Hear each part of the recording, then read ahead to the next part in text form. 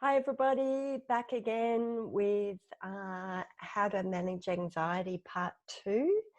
Hope you're going really well. Hope you enjoyed the first video. We're looking forward to doing this series. So the next thing we need to talk about are what are some of the triggers? What really sets you off and takes you to a 5 out of 10, 10 out of 10 with your anxiety? And for everybody, this is slightly different. So is it about going out in public? Is it about talking in class? Is it about speaking up and asking a question? Is it doing a presentation or a speech? Amazingly, in America, people rated public speaking as worse than dying, which is pretty ironic, but I think we all can feel that around public speaking. Is it around ordering food, catching the bus, talking to friends, going to a party? Is it worrying about the future? Is it just feeling anxious all of the time? So it's really hard to identify a particular trigger. Is it around work? What is it? So it's really good if you take a moment just to write down what are your triggers and to be really aware of that. Now, it's really important to acknowledge that all our feelings are useful. Every single emotion communicates something to you. Otherwise, biologically and physiologically, we wouldn't need to feel them. So there are many, many times when feeling fear is a really important emotion. So for me, a good story to relate to is that I was bushwalking south of here in a national park, and I saw a red belly snake. It was actually sliding underneath the boardwalk that I was walking on. Perfect that my brain flipped the lid and had a 10 out of 10 response. If it didn't, it could have ended badly and I might not have been here talking to you guys. So that seeing a snake, it's actually perfect to go into a 10 out of 10 freeze response. I was told by a person at a reptile park that you actually want to freeze when you're in very close contact with a snake. They only have apparently a 3-second memory. So if you freeze, they'll forget that you're there, they move on, you're safe. There are many other times when it's great to have a flight response where you get out of the way. So, for example, you're crossing the road and suddenly a car's coming too fast. You want the flight response. You don't want to freeze. You want the flight response. You want to get out of the way. There are other times, if you can think about it, where a fight response can work. So perhaps you're at school and somebody says something pretty horrible to you. You actually want a fight response. You want to be able to say, get lost and walk off. If we were in a group setting, we'd be able to talk a lot more about what are your particular triggers, but also when is it appropriate? When is it totally okay to have a fight, flight, or freeze response?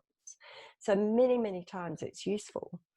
If you think about it, every single animal on the planet has a useful fear response. Otherwise, they wouldn't survive.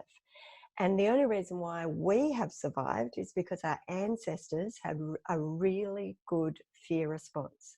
They survived by being worried about what was chasing them, what threat was coming at them, how they would cope with it. So it's useful.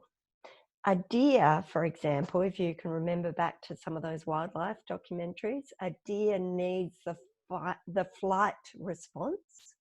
So initially they'll always freeze when there's a predator around, and then they have the flight response. They've got a lion or a tiger chasing them and they'll be running as fast as they can, body filled with adrenaline and cortisol, absolutely running as fast as they can, which is why generally the predator can only get the weakest of the pack.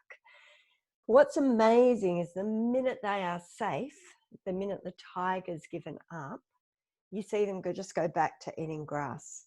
So they go from this fight, flight, or freeze response to immediate relaxation response. You very rarely see a deer panicking for 15 minutes, an hour, whole day, a week later about this thing that happened. They've moved on, they've forgotten. Although our brain is fantastic at planning and thinking and coming up with these intricate creative responses, what it's not very good at is just going back into an immediate relaxation response. So for us, if we go into fight, flight or freeze mode, when anxiety becomes not useful, is when our brain stews on it. It goes into this really negative, what we call a vicious spiral of negative thinking. And we can be thinking about something that happened an hour later, a day later, weeks later, months later, years later. Or we can be taking a stressful thing that happened to us, and we can be catastrophizing about it, imagining it getting worse. We can be thinking about how bad it's going to be in a year's time.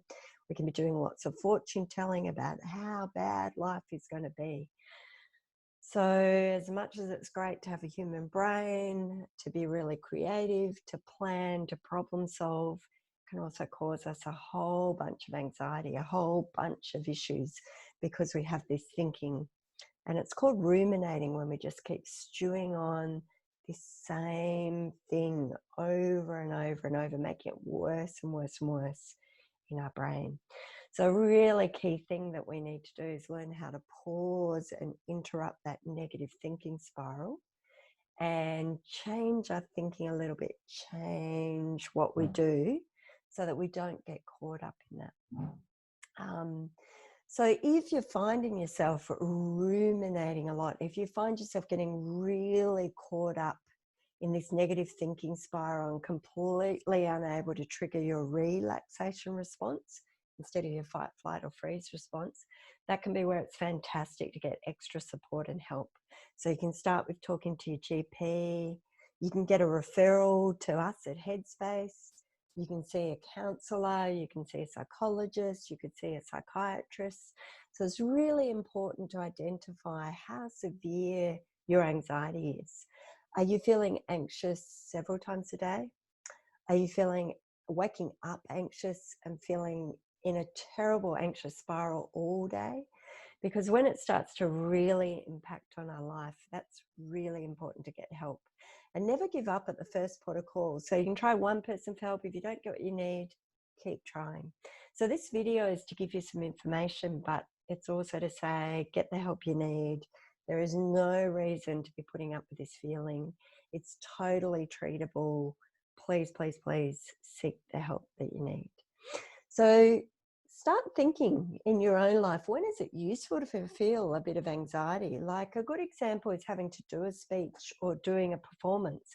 You actually need a decent amount of adrenaline and cortisol to get that adrenaline pumping to be able to do a good job. I don't know of any performer that would say to you, no, I don't have any nerves. So what you got to think about is you need enough adrenaline and cortisol sometimes to be able to do a good job. Like I've got a bit in me right now to be able to do this video. And about here, we can be really useful and really effective. So if I was sleepy and had nothing and no anxiety in my body, a pretty average video. Hopefully I've got enough cortisol and adrenaline here to be a bit pumped and a bit enthusiastic and to be able to deliver. But if I get too much adrenaline and cortisol in my body up here, then I become not useful. I'm not able to do the job. I can't function. And that's when you really need to get some help. So let me have a think about what else I want to share with you just really quickly to finish this video. Is a really good tool is the emotion thermometer. So what I'd like you to draw on a bit of paper is a thermometer, and on one side of it, actually jot down, what are your triggers? What takes you to a 5 out of 10 anxiety? What events take you there? What thoughts take you there? Where do you feel it in your body? This is just such a good reflection exercise, and I do it with every client and every group that I run, because what we need to do is start to feel into the granularity of our anxiety. What's a 4 out of 10? What's a 5 out of 10? What's a 6 out of 10? Brilliant tool. And then I want you on your thermometer to think about what's your 10 out of 10, and it's different for everybody. What event or events take you to a 10 out of 10? What are the thoughts that are there when you're there? How does it look? What does it look like to you? Is it eating a whole tub of ice cream? Is it yelling? Is it crying? Is it a panic attack? Is it being very short of breath? What's your 10 out of 10? And the reason why we want to be thinking about this is because all the strategies we're going to talk about in future videos, they're much more effective to bring in when you're at your 5 out of 10, 6 out of 10, 7 out of 10. Sure, when you get to a 10 out of 10, we can bring in some strategies to help you to calm back down, but much more effective to be giving you some really good strategies at 5 out of 10, 6 out of 10, and 7 out of 10. Often we feel like we go from 0 to 10 like that. And yet when we break it down, there can be 20, 30, 40, 50 thoughts in there that take us from 0 to a 10. And there can be a whole bunch of little events that can happen, or a whole bunch of stuff that can have happened in the day that means when that thing happens, we're already at a 5 or a 6. Or we might even be waking up at a 5, 6, 7 out of 10. So it's a really good thing to reflect on. Totally recommend counselling, because you can work with a counsellor with this to work out, what is it for you? What are your triggers? What are your thoughts? Where do you feel it in your body? The more aware you can be, the easier it is to apply the strategies. What is it that they say? They say awareness is 50% of the way to recovery. Then what I really want you to do, and we'll keep working on this in future videos, but I want you on the other side of the thermometer to brainstorm what actions can you take? What actions do you already take that help you? So when you're at a 5 out of 10, what helps you to calm down even just one notch to a 4 out of 10? When you're at an 8 out of 10, what helps you to calm down just 1 or 2 notches? And when you're at a 10 out of 10, thinking brain's completely offline, what are those things you can turn to? What helps, or what's helped even just once in the past? Because if you can identify anything that's helped you in the past, use it. Use it more. Put reminders up. Put reminders in your phone. That can be really useful. So I'm actually going to post a thermometer on our Instagram page and our Facebook page. And I'm also going to start posting strategies, as well as that'll be what's in our next video. So looking forward to seeing you on our next video. And yeah, hope you're well. Take care. See you. Bye.